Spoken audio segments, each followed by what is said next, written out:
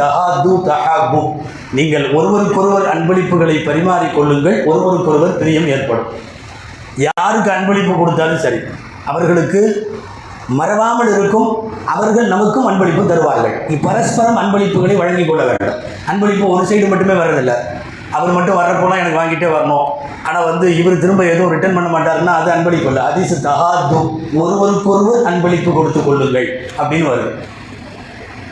ஏன்னா ரொம்ப சண்டையாக இருக்கிற இடத்துல கூட அப்படியே வருது. யுசீலுல் பக்தா, அன்பளிப்பு கோபத்தை பொறாமையெல்லாம் போக்கிடும்னு வருது. எவ்வளவோ கோபமாக இருந்தாலும் கூட 2-3 அன்பளிப்பை தொடர்ந்து கொடுத்தோம்னா கோபம் கரைஞ்சி போயிடும்.